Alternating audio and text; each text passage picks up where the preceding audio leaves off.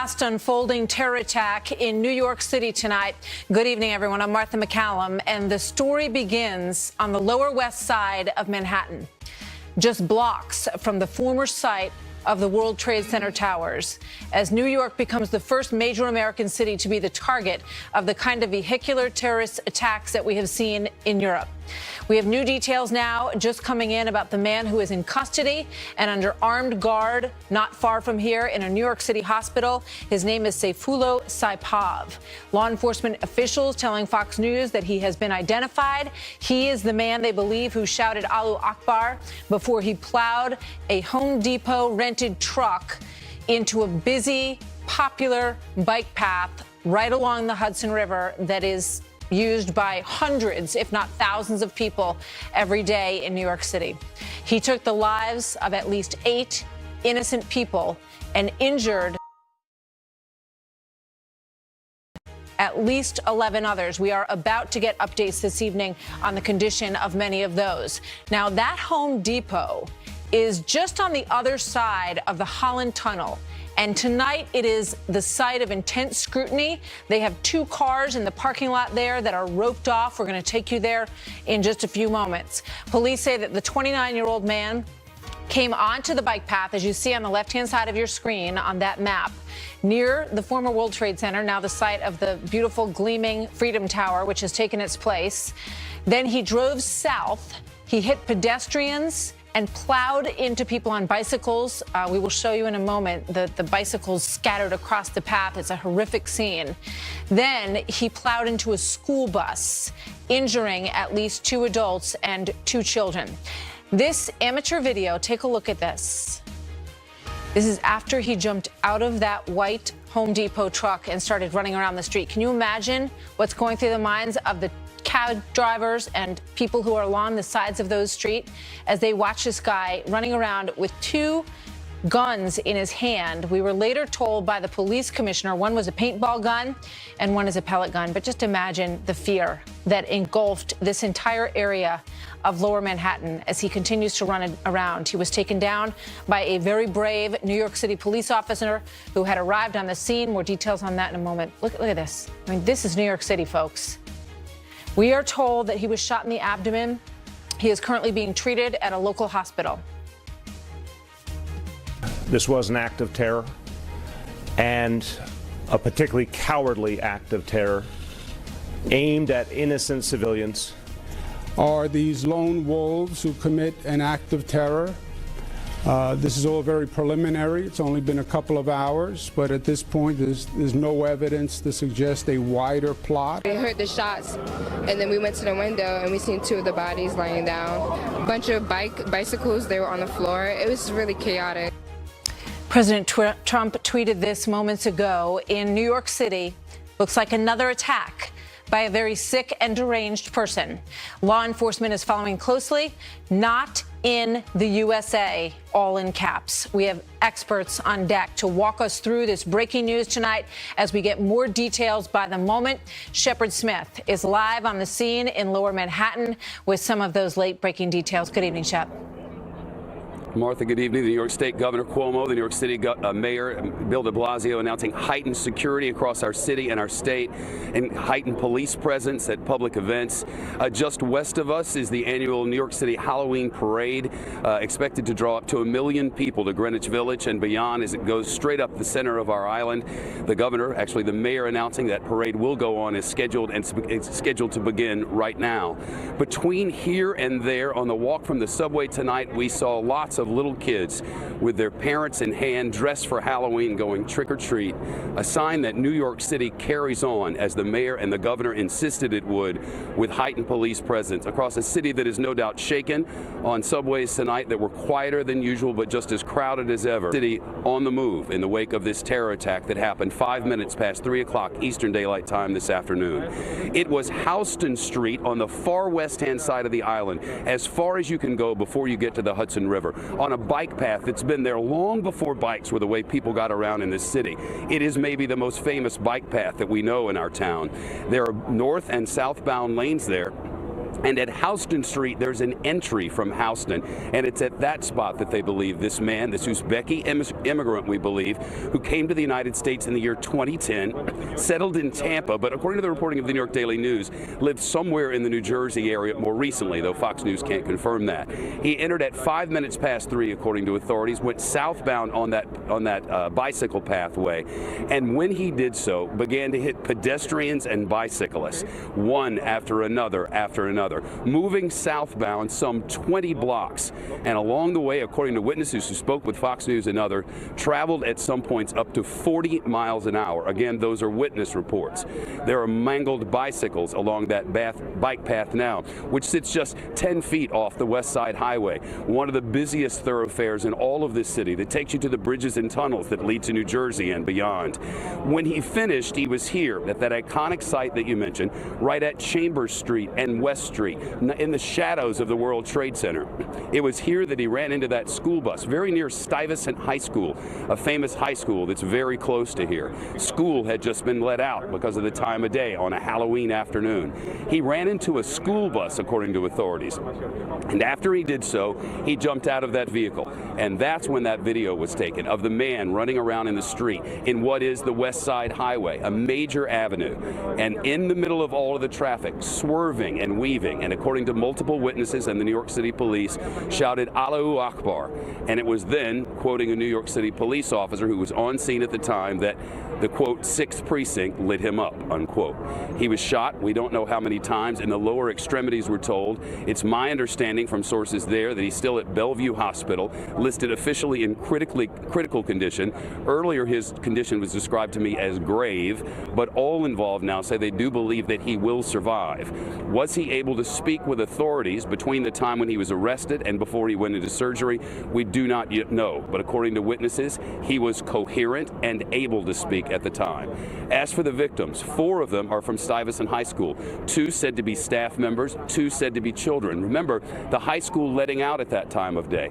Suburbs all across America, people would line up and get onto buses.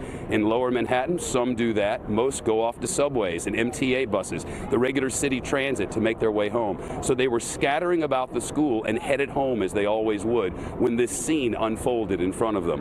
One of those children said to be in critical. That child said to be at a Bellevue Medical Center, a level 1 trauma center in lower Manhattan, east of us now, where they are under guarded care, we're told. The suspect in close police watch. As for the vehicle that he drove, we're now told that he rented that white pickup truck from a Home Depot in Passaic, New Jersey. Originally, we were reporting Jersey City, New Jersey, which is just the other side of lower Manhattan.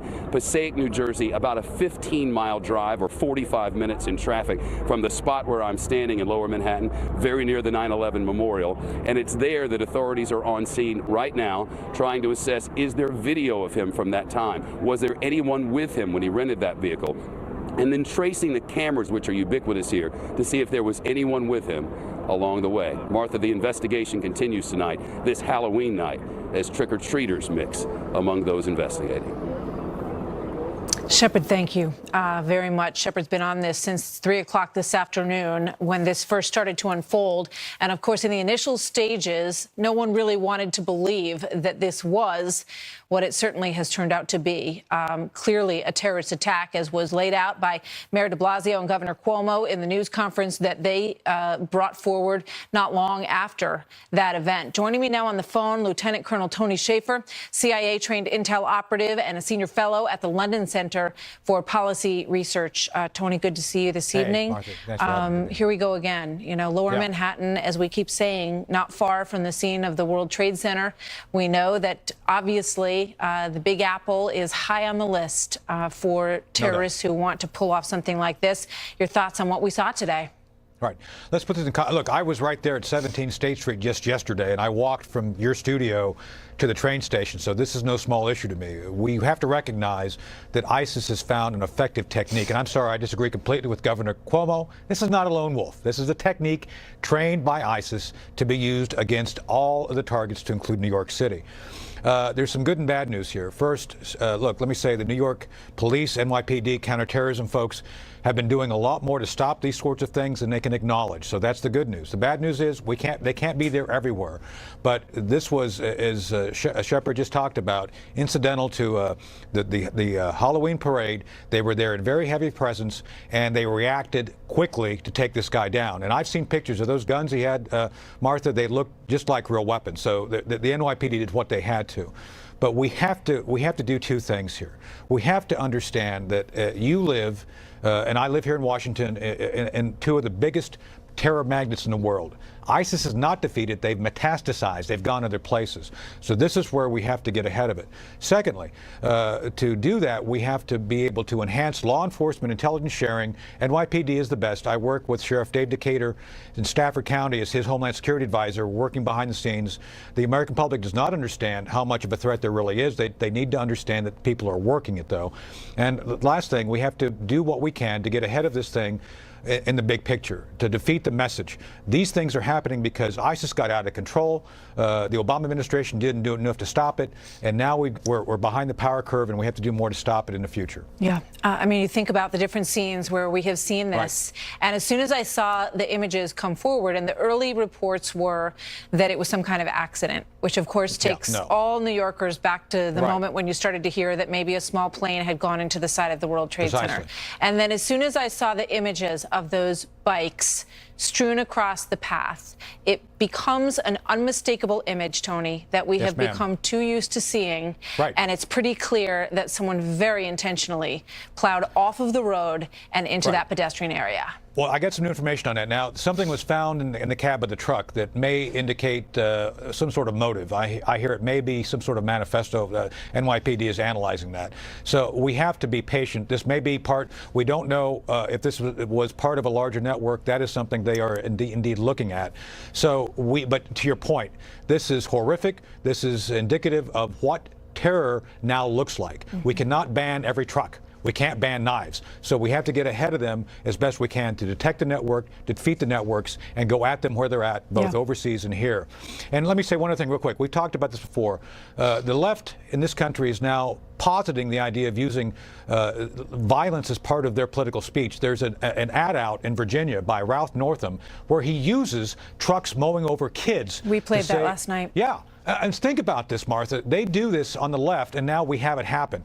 This is not acceptable political speech, and we have to do everything we can as Americans to defeat the terror networks and not buy into using their message as a political method of speech. Yeah, we did hear from John Miller from the NYPD, a counterterrorism specialist. And John said, we visited 148 truck rental places.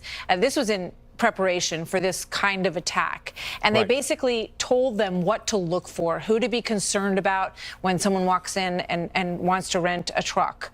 You know, obviously, these are the kind of things that we have to get better at. Right, and Martha, to that point, I mean, John and NYPD and the CT folks are doing everything they can. They cannot disclose everything that they're doing. They cannot disclose techniques. They cannot disclose their successes. But I'm telling you, you know, we've got it. We cannot afford to let our guard down one bit. We need to go full steam ahead, and we cannot afford to allow innocent citizens walking and biking in New York or anywhere else to be mowed down pointlessly. It's horrible. You know, the word is, and we're still putting the pieces together of this man, whose last name is Saipov. He is believed to have been Uzbeki. Spent time in Tampa, Florida, but according to the latest information that we have, and obviously this is all going to continue to be refined, has been living in New Jersey. He doesn't sound like somebody who came in as a recent refugee or anything like that. He sounds like he's homegrown.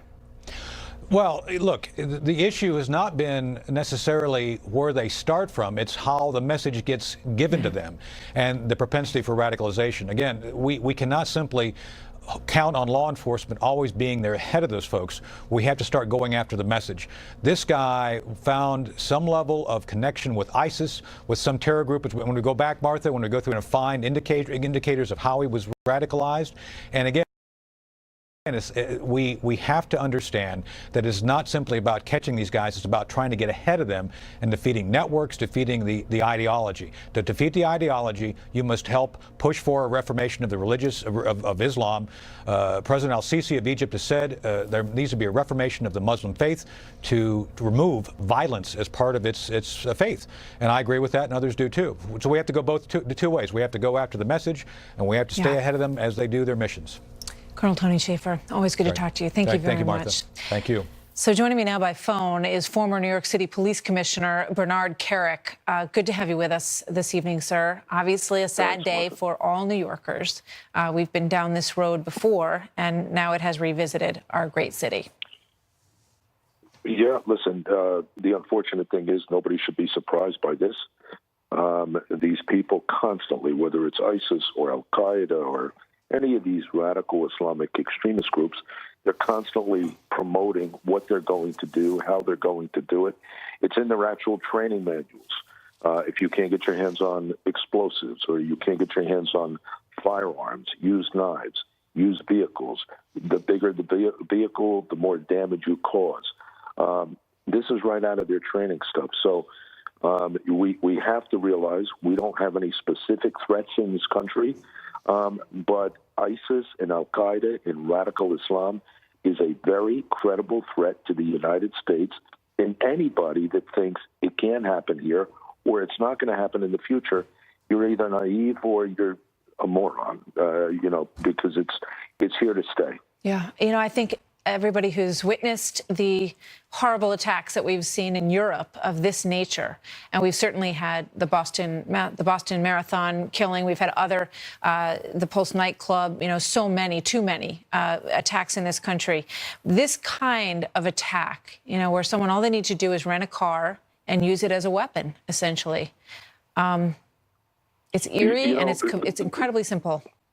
You and Tony were talking, and you were talking about John Miller and how they've gone to the individual rental agencies around the tri-state area, trying to get people to understand what to look for.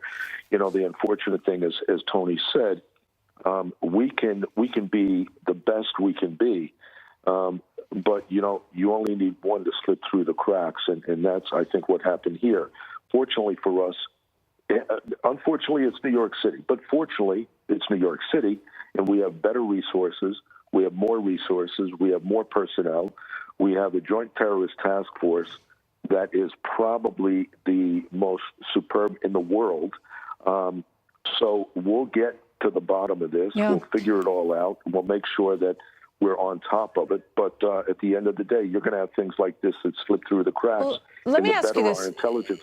Bernie, let me ask you this, because, we all remember the controversy when Commissioner Kelly was in charge, and there were sort of more relaxed rules, for lack of a better way of putting it, in terms of scoping out people who could potentially be dangerous in communities around New York City, in New Jersey, in New York City. Tell me what your feeling is about how we approach that now under the current administration, and what, if anything, needs to change. The thing that needs to change, the one dynamic that needs to change, is political correctness. Stop the political correctness. The reality is, you're not racial profiling when you're looking for terrorists. You're criminal profiling. That's what you're doing. You're looking for certain people that do certain things, that associate with certain people, that live in certain areas, that attend certain mosques. You have a basic idea of what you're looking for, and you go find them. You look for them. You interview people. You collect intelligence. The people on the left. And are we hamstrung in this area in New York right now? We are, because people are afraid to admit that there's a real problem. The bottom line is, these people are out there. I got to tell you, when I watched Mayor de Blasio stand up there, and I know obviously this is a difficult moment for anyone in leadership, but when I hear, they're trying to break our spirit, they're trying to, we're strong New Yorkers, and, we're going to go on, and all of that, which is all true. It does make you sort of want to shake your head and say, are we really doing all we can? Okay. I mean, it's Martha, a common. I feel like these sort of moments of solace and these comfort words and phrases that are heard all around the world are sounding a little hackneyed in many ways. Here's what the mayor didn't say, and many leaders will not say. They're going to kill us if we don't kill them. That's what he didn't say. That's the reality. This is a war. It's a war they started many, many years ago, and the war's not going anywhere unless we end it. Yeah. And the only way to end it, there's no diplomatic solution. This isn't a conventional enemy. They don't wear a uniform. They don't belong to a state. You're either going to kill them or they're going to kill us. And that's the only way you can deal with this. Bernard Kerik, thank you very much, sir. Strong words. Good to see you here tonight. All right, so this just into Fox News. President Trump has released a statement on the New York City terror attack. This is obviously his home city, and he feels as strongly about it as anybody does who lives here. Let's go right to Chief National Correspondent Ed Henry, also a New Yorker, who joins us tonight live from the White House with that. Yeah, that's right. Good evening, Good Ed. to see you, Martha. Interesting, the president has been getting updates, we're told, briefings from his chief of staff, retired General John Kelly, to stay on top of this situation. He's been tweeting about it, his normal mode of communication to get things out quickly. But now, as you say, just in the last couple of moments, a formal written statement from the president that goes into further depth. Our thoughts and prayers are with the victims of today's terrorist attack in New York City and their families. My administration will provide its full support to the New York City Police Department, including through a joint investigation with the FBI. We offer our thanks to the first responders who stopped the suspect and rendered immediate aid to the victims of this cowardly attack. The president says these brave men and women embody the true American spirit of resilience and courage. I will continue to follow developments closely. That just in from the president of the United States. Of course, going back to the campaign of 2016, Martha, you know he has been very aggressive about saying we have to take the fight directly to ISIS and other terror organizations. This is now a terror attack on American soil that he is going to have to deal with. There are going to be massive ramifications in the days ahead, as you've been reporting. And note in that statement from the president that this is now a joint investigation, not just with the NYPD, but the FBI involved, which means the full resources of the federal government behind this as well, Martha. All right, Ed, thank you so much. We'll go back to Ed at the White House shortly.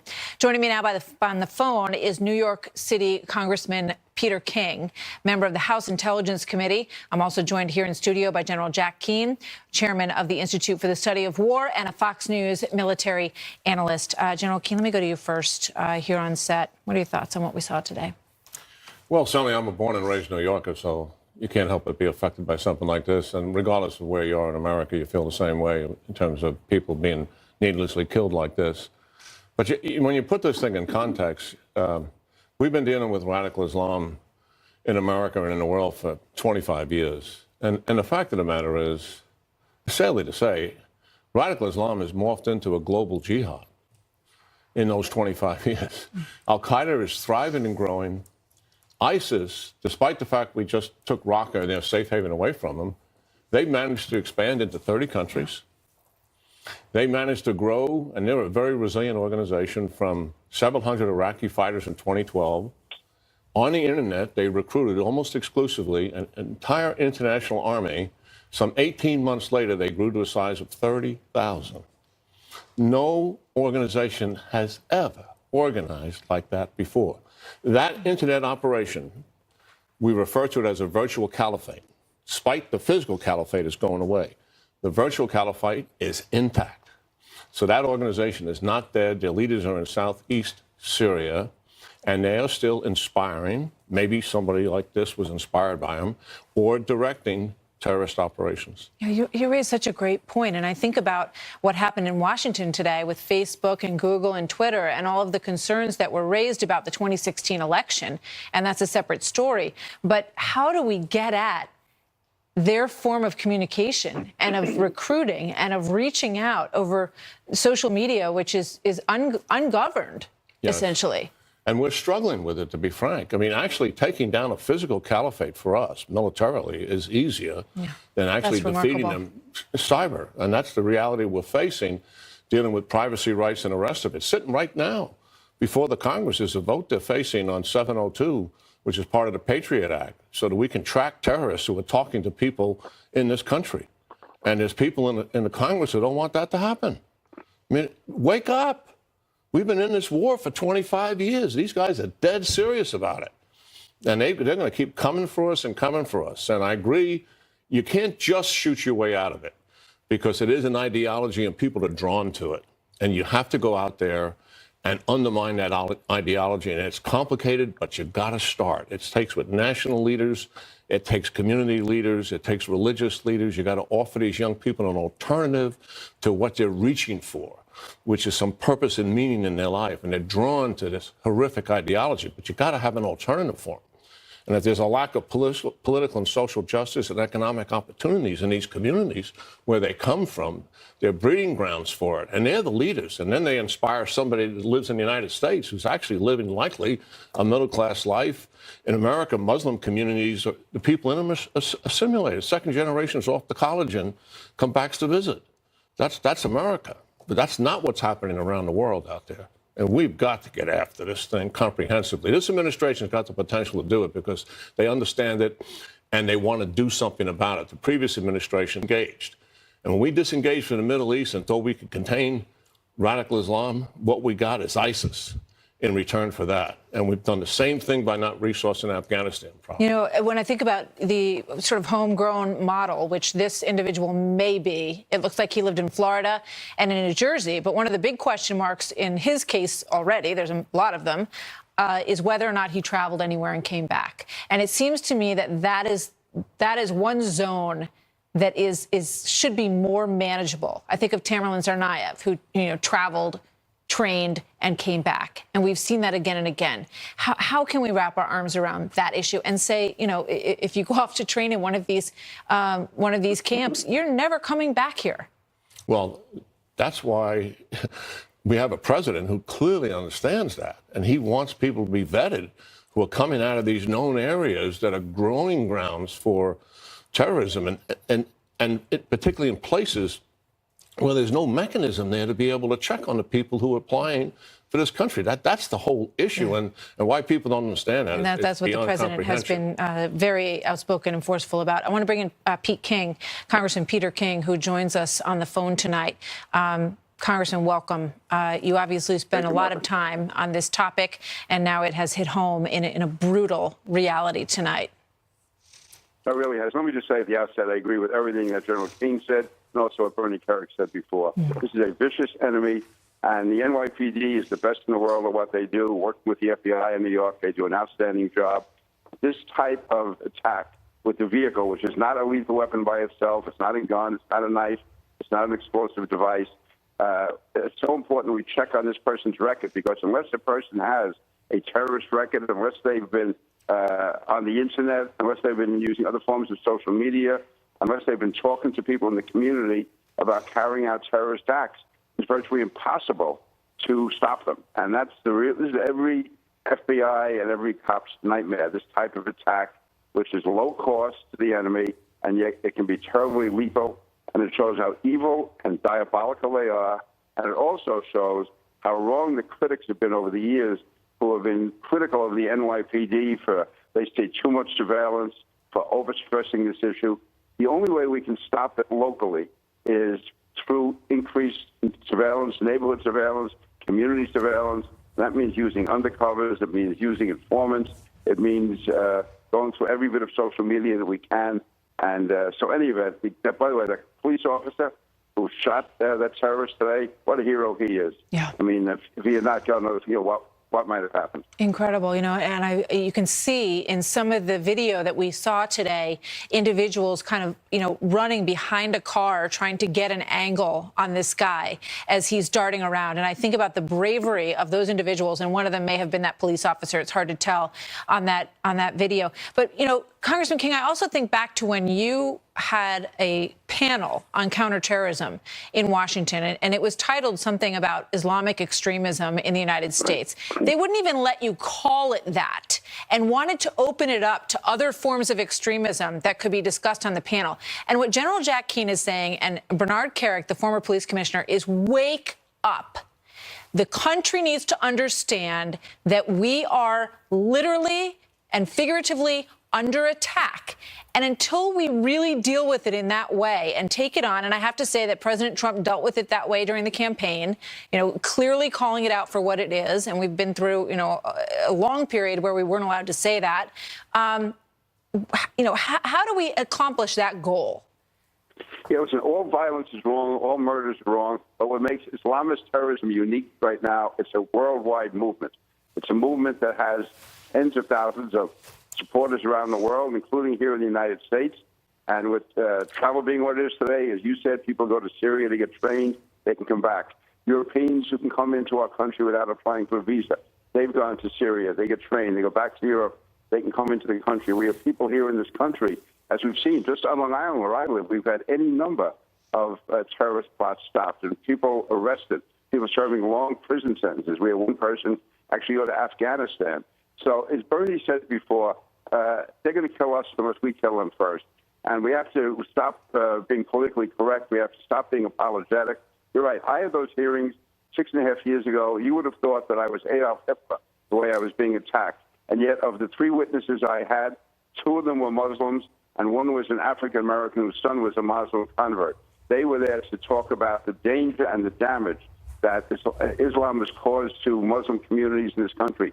99% of the people are good people, but the fact is there are elements that are dangerous to our country, and the community has to cooperate more.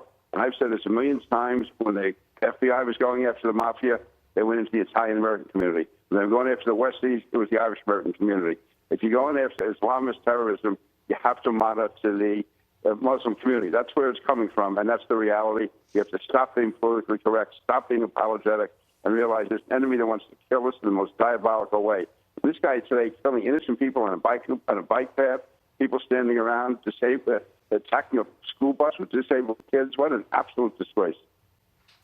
Congressman Peter King, General Jack Keane, thank you very much to both of you for being with us on a very tough night for America as the first vehicular attack in a major American city turns us to another page of confronting terrorism in America.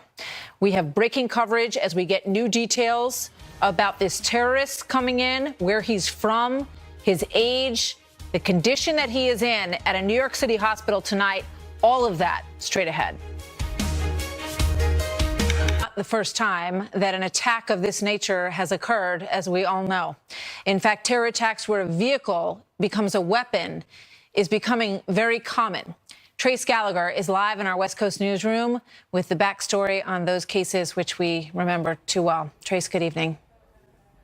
Good evening, Martha. ISIS and al-Qaeda have long been telling their sympathizers to use a combination of cars and knives, and those appear to be the common denominators in most of these types of attacks, like back in August in Barcelona when a 22-year-old Spanish citizen drove a van into a crowd at the famed La Rambla shopping district, killing 13, injuring more than 100. The attacker then got out of his van, stabbed and killed another woman, and yelled Allahu Akbar before police shot and killed him. In June, 3 Islamic terrorists used a van to plow into pedestrians on the London Bridge, then got out and began stabbing people in pubs and bars along the bridge. In all, 7 were killed, 48 injured.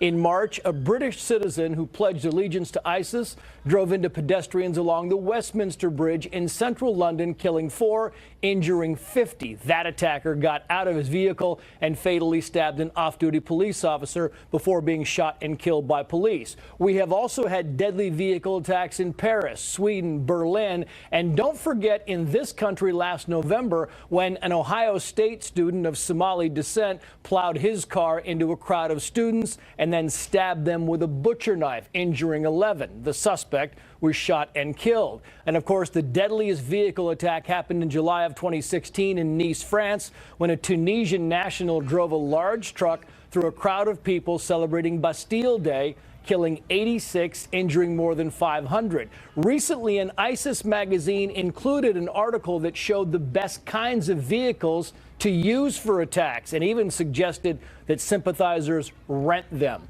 which caught the attention of New York police. Watch. We went and did extensive outreach to the truck rental business. We visited over 148 truck rental locations in this area, the obvious ones, U-Haul, Ryder, Home Depot, etc., and talked about suspicious indicators, ways to come forward. And of course, police say today's attacker used a Home Depot rental truck. Al-Qaeda has many times called trucks the ultimate mowing machines. Martha. Thank you, Trace. All right, here with more tonight, Karl Rove, former Deputy Chief of Staff to President George W. Bush and a Fox News contributor, and Bob Strang, CEO of Investigative Management Group, who also served as co-chair of the New York State post 9/11 Anti-Terrorism Task Force. Gentlemen, welcome. Good to have both of you here. Karl, let me start with you in terms of White House response. And I just want to mention that the First Lady is in New York City. We just received word a little while ago that she is here until Wednesday, and we saw that she tweeted out her thoughts and prayers, of course, to everybody who was affected.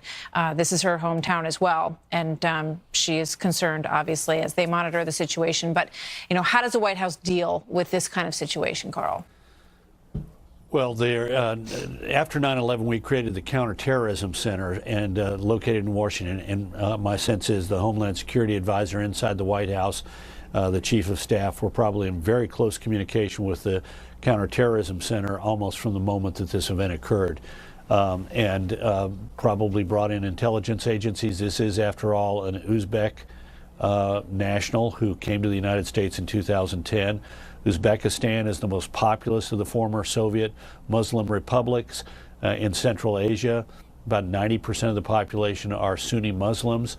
It is generally peaceful, but it has an Islamic extremist movement, the Islamic movement of Uzbekistan, the IMU, which has officially aligned itself with ISIS. And so there probably already begun efforts to check out what kind of connections he might have had, if any, to that movement.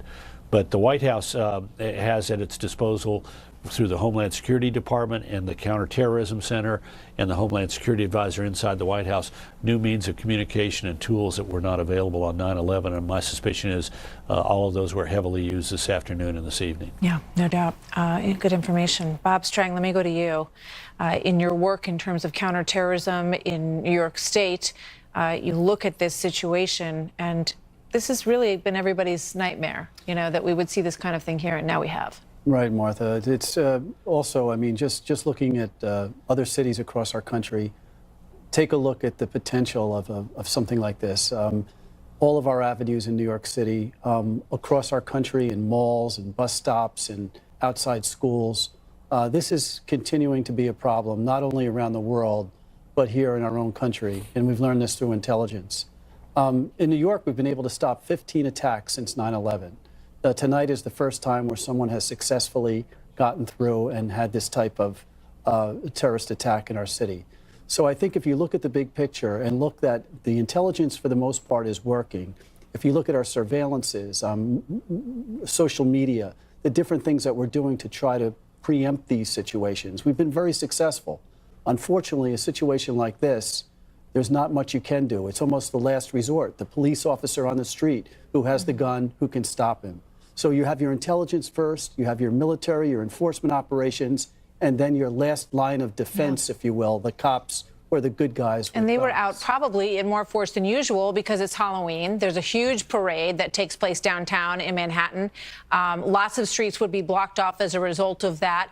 You know, what do you make of this terrorist picking this day to do this act? You know, we don't know yet. It's too early, but we're going to know soon. They're executing search warrants. They're interviewing family members and friends. They're going forensically through his phone, through his laptop, through everything. So we're going to have more information by this time tomorrow. But clearly there was a plan here. Clearly there was a truck rental.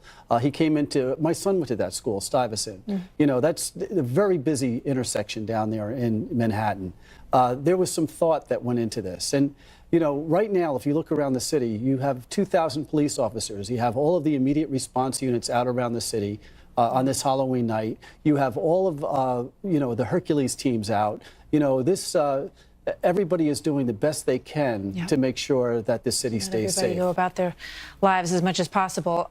Karl, you know, we all remember President Bush responding to the last terror attack in New York City, standing on that rubble and saying, "We hear you, and the people who knocked down these buildings will hear from all of us soon." I think those words just cut to the chase in a way that was so needed at that moment.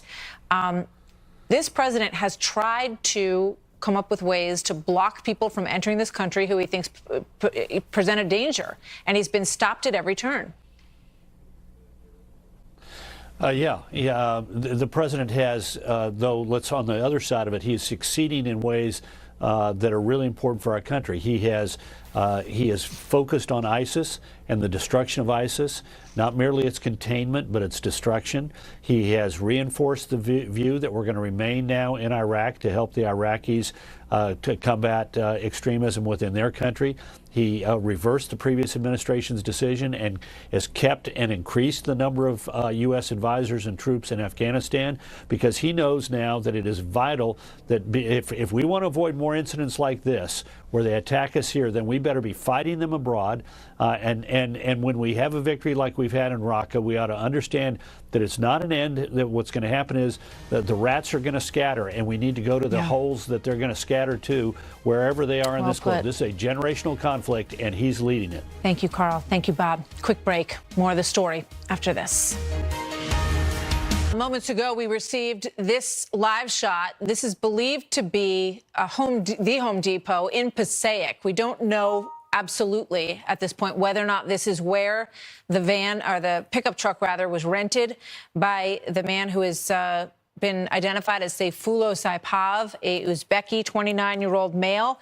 But as you can see, there is caution tape around a vehicle there. Whether or not that could possibly be a vehicle that he drove to that location, we don't know. But that is obviously an area of interest. Also, Belgium and Argentina have both said that they have lost citizens this afternoon in New York City. Let's go live to Shepard Smith, who is standing by with more, live on the scene of this tragic attack. Shepard. Martha, a little more from police on that spot you were just mentioning. That car that's surrounded by tape is believed to be the car that the perpetrator in this case took to that Home Depot in Passaic. It's now surrounded by the crime scene tape because the authorities have been getting prints and all that you might imagine, forensics from that vehicle. We don't know whether he went to that location by himself, but my understanding from law enforcement sources is that there are cameras at that location, that they're on just about every square inch, as it was described to me, and that if there was anyone with him, they either already know or will know very shortly. They've worked in close contact, they tell us, with the Home Depot there, and again, they're processing that vehicle to try to learn more about him. If he had left anything behind in that vehicle, we still don't know. We expect to get that from police at some time. Here on scene in Lower Manhattan, in the shadows of the Freedom Tower, I can tell you that police on scene have told me in the last 20 minutes or so that this suspect didn't say anything to anyone aside from Allahu Akbar. The location, the West Side Highway, West Street as it is on this area, just down the street from us. And when he was wandering in and out of that traffic, according to authorities who were on scene, he didn't say anything else. And in fact, one very good police source said to me, and I'm quoting, he didn't seem to be in any mood to speak, and we certainly weren't in any mood to talk to him. They took him away without incident. My police sources tell me that he was shot in the midsection, described as the abdomen. He's still at Bellevue Hospital, the trauma center there. Surgery was scheduled. Whether that surgery is complete or not, I do not know, but I've confirmed with 2 more people in the last 10 minutes that, in fact, they believe that his injuries are not life-threatening, so they'll be able to talk to him. As for his background, some more new reporting. Our intelligence correspondent, Catherine Herridge, is reporting tonight that he is believed to have been here on a green card. He's an Uzbeki national who was in the United States on a green card, has expired identifications from both Tampa, Florida, and in near New Jersey. So New Jersey near the city of New York, but across the river. He is believed to have been living in New Jersey for the better part of the last few years, and most recently, according to the reporting of the New York Post, with which this channel shares common ownership, he's been serving as an Uber driver. That was as recently as the summer. The New York Post spoke with a man who describes himself as a friend of his, who once took him to the airport, wanted to take pictures, said that he wasn't willing to take pictures, described him as a friendly guy who was good to everybody. Obviously, that was not the case here. When at 3:05 this afternoon, according to the authorities, he began the rampage down the bike path just off the West Side Highway, 20 blocks, mowing down pedestrian after pedestrian, biker after biker, ending his rampage here in the shadow of the World Trade Center, very near Stuyvesant High School, where he ran into that school bus. Catherine Herridge further reports that there were handicapped children on that bus at the time. The school reports one person from the school is in critical condition, 2 staffers injured as well. So that's what we know about his background and the situation across the river in Passaic, where they have that vehicle surrounded, and trying to find out what they can learn about this man from that, Martha. Shepard, thank you very much. Joined now by Illinois Congressman Adam Kinzinger. He is a member of the House Foreign Affairs Committee and a veteran as well. Good to see you tonight, Congressman. You too. Your thoughts on what we saw today in New York City? Well, it's tragic. It was interesting because about 2 hours prior, I was having lunch with President Trump, and we were talking about his Asia summit coming up, but we discussed terrorism, and he said, you know, look, as we've defeated ISIS, we expect that they're going to spread out and try to do spectacular attacks, and we had no idea this was coming. He's right, and I think one of the important things to keep in mind here is, as you hear people on the right and left complain about having troops in other countries around the world, you heard it after the Niger attack, as tragic as that was, this is why we have troops around the world, is to be a bulwark against the recruiting of terrorism in other parts of the world. And so, you know, look, as bad as this is kind of the new reality. I tell people, don't live in fear, though, because they'll win. But also understand that when President Trump makes a decision to say we're going to send Green Berets or we're going to engage in other countries in the world to defeat terrorism, that's what this fight is. Yeah. It's to be a bulwark and to stop it from coming here. Yeah, I mean, that is a great point. I mean, you think about sort of the backlash, even from members of Congress who really, you know, as I understand it, they had no reason to not know that we had troops in Niger. Obviously, al-Qaeda and ISIS have expanded in Africa, and that is where the fight has gone. You know, as was said earlier on this show, Congressman, and I'm sure you agree, we need to wake up about this threat and about how immediate it is and as close to home as we saw today in the worst possible way. So this is Karl Rove said it. This is a generational fight. Probably the rest of my life will be involved in this to some level. I consider this basically a low-grade version of World War III. We're fighting all over. The president is doing the best he can to say areas where we see this cancer is going to go next. Niger, for instance, we're going to send some American men and women to build a bulwark so that the Nigerian forces can prevent this from happening. This is going to happen all over the world. So again, to my colleagues, some on the right and a lot on the left that come in and say, oh my goodness, we have troops everywhere. We have troops places not to be an imperial power, but to protect against attacks like this in New York City. And you're never going to stop them in entirety, but I'd much rather fight these SOBs over there than here at home. Understood. Congressman, thank you very much. Good to have you with us tonight. You bet. Joining me now, Brigitte Gabriel, founder and CEO of Act for America. Brigitte, welcome. Good to speak with you tonight. Here we go again. Yes, here we go again. And again, the signs were there. What type of questioning are we doing for those who are coming into the country? You take this person, for example, his name is Saifullah, which means sword of Allah in Arabic. It's an Islamic name. What type of questioning was this person questioned when he came into the country? What type of family did he have? This is where we are failing, Martha. We are failing in the intelligence department, in the human intelligence, in actually really scrutinizing people who are coming into the country, what type of refugees they are, whether they are coming as refugee or a second-generation refugee. In other words, the refugees that are being brought to the country from different Islamic countries right now, especially those with links to terrorism, meaning the countries. They work here for 6 months. They are given the American nationality, and then they can start bringing their extended family member. How did this person get here? Was it through an extended family member who was a refugee to begin with? This is why we need to secure the country, understand who is here, who is not here, and what they're doing here if they overstayed their visa. And by the way, I traveled this past weekend to Miami, Boston, and Norfolk, Virginia. I had an expired driver's license. I went through 3 different airports on an expired driver's license and was not questioned once. And that is Boston, Miami, and Norfolk, Virginia, which is the home of the biggest naval base in the United States. Now, I'm an American. I'm a terrorism analyst. I'm a faithful American. But this goes to show you the lack of security and the apathy we have in training those who are, trying to protect us. And that's why we need to throw political correctness in the garbage and start doing what we need to do to protect the country. According to the reports, he had some expired document. I don't know if it was his driver's license, but he was able to go rent a car. And we know that these car rental facilities all around Manhattan have been given in warnings about people wanting to rent cars and do this kind of heinous act. Not to blame anybody who was working there, because we don't know enough details to do that. If that, becomes the case, we will see as more of this unfolds. But, you make a great point. We put so much, it seems, into security and TSA and all of these benchmarks, and yet people seem to slip through the cracks at an alarming rate. Exactly. And that's where training really is very important. Just like what the Israelis do. We need to profile based on behavior and mannerism. And knowing that Al-Qaeda and ISIS are instructing their people to rent trucks of these type of trucks and plow into crowds, we need to have a special training tapes that we provide to any rental place that does, for example, rent these type of trucks, on asking people certain questions when they're renting the trucks and monitoring their behavior. People who lie start breathing heavily. They start fidgeting. They smile a lot while their eye muscles do not smile. They smile a lot and it looks fake. These are the type of training that we need to provide to those working behind the counters who are leasing trucks, for example, to those who are trying to rent trucks, specifically when we know that ISIS in particular is calling for these type of trucks to be rented to more people.